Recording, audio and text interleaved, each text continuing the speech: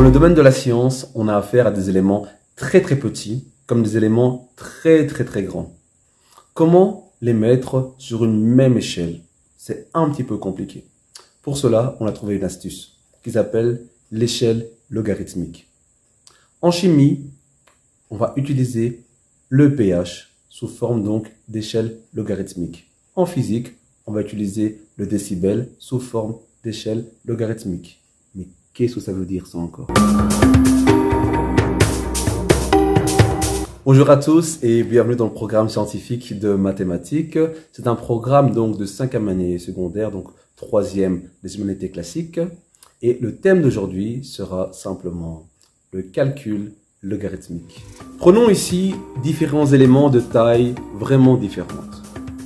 On commence par un élément très petit, donc microscopique, l'E. coli, qui est une bactérie. Elle a une longueur de 2 micromètres. Ensuite, prenons le criquet, qui a une longueur d'environ 3 cm. On poursuit avec l'orque, qui a environ 8 mètres de longueur. On peut continuer comme ça, avec un élément beaucoup plus grand, comme un volcan, qui peut atteindre 3000 mètres.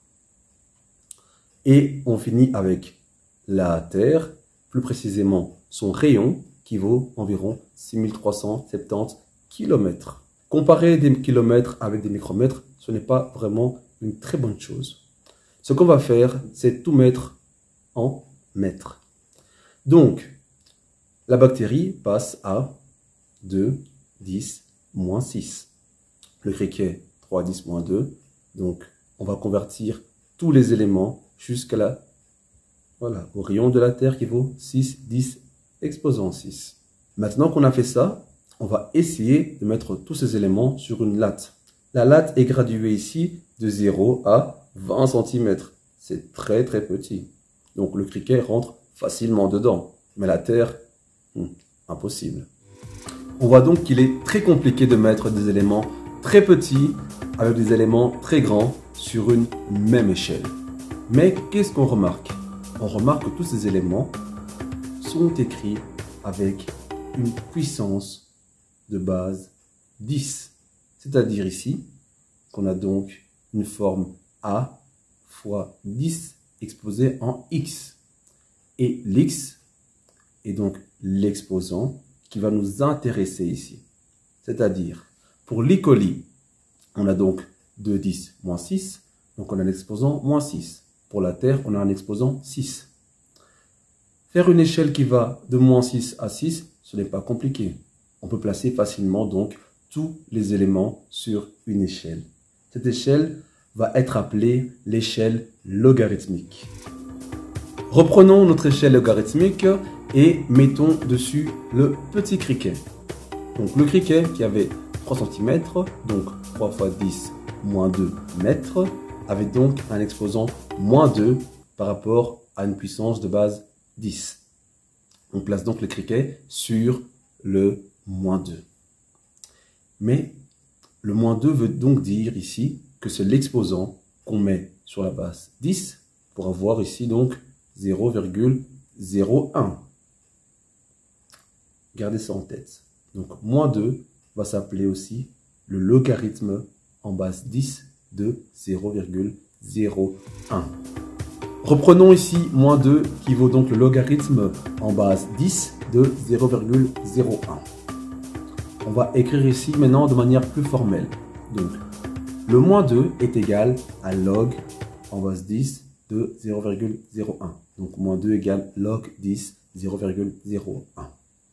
Donc, le moins 2, si on le met donc en exposant sur 10, on obtient 0,01. Petit exercice. Log en base 10 de 1000. Qu'est-ce que ça vaut? Alors, l'exposant à mettre sur 10 pour avoir 1000, c'est facile, donc c'est 3, évidemment. Très bien. Un petit exercice supplémentaire. Log en base 10 de 1 million.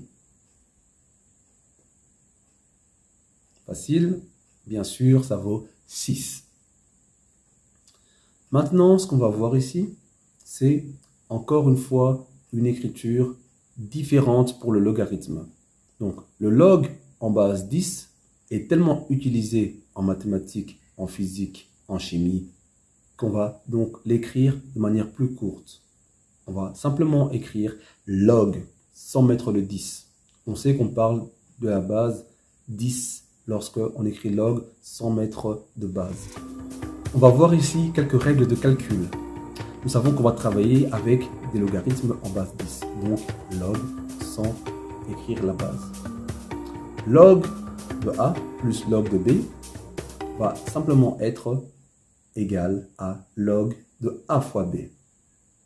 Si on prend la soustraction, donc log de A moins log de B, ça va être ici la division donc de log A sur B.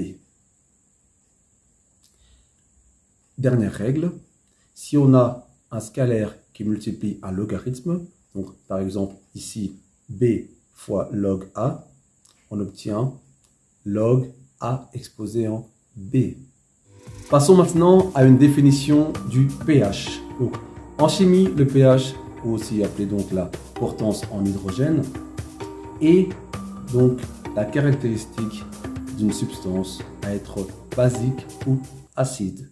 Ça dépend ici de sa concentration en ion hydronium, c'est-à-dire H+, ou bien écrit aussi H3O+. Le pH va de 0 à 14. On considère un pH 7 comme un pH neutre. En dessous du 7, on est dans les acides, avec une limite à 0.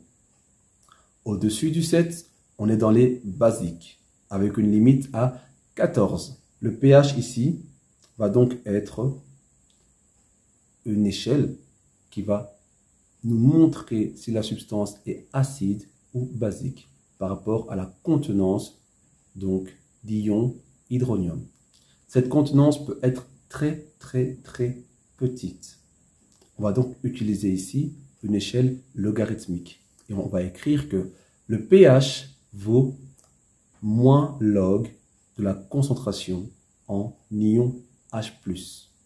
Faisons maintenant un petit calcul. On va retrouver la concentration en H+ d'une substance à partir du pH. Si on dit qu'on a un pH de 5, ça signifie donc que 5 est égal à moins log de H+. Si on peut passer le moins de l'autre côté, on obtient donc que moins 5 est égal à log de H+. Log de H+ égale moins 5, ça signifie aussi que moins 5 est l'exposant à mettre sur 10 pour obtenir H+. Ce qui signifie donc ici que notre concentration en H+ est égale à 10 exposé en moins 5. Le second exercice consiste ici à calculer le pH d'une substance dont on connaît la concentration en ion H+. On a ici une concentration de 10-11 moles par litre.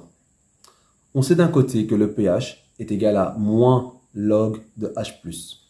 Ce qui veut dire ici que le pH est égal à log de H+ exposé en moins 1. Pourquoi? Parce qu'on a vu la propriété donc d'un logarithme multiplié par un scalaire.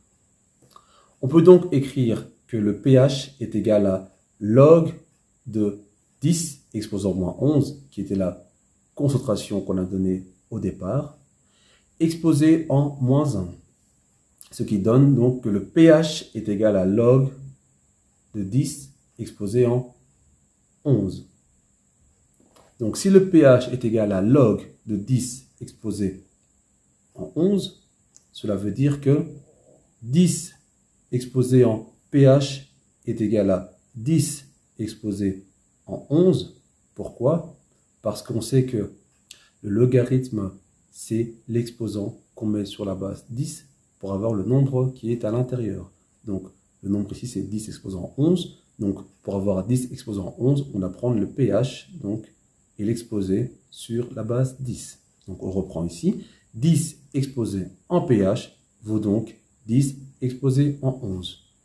Comme on a une fonction ici exponentielle où 10 exposant pH est égal à 10 exposant 11, il faut savoir que c'est une bijection. C'est-à-dire ici que si les images sont les mêmes, alors les abscisses seront aussi les mêmes. Donc si 10 exposé en pH est égal à 10 exposé en 11, ça veut dire que le pH va être égal simplement à 11. Voilà, on a pu calculer ici une concentration en H+, ou H3O+, à partir d'un pH et également trouver un pH à partir d'une concentration en H+. Les calculs ici sont assez simplistes parce qu'en 6e année, on verra vraiment comment calculer des logarithmes et comment même faire des équations logarithmiques. À bientôt!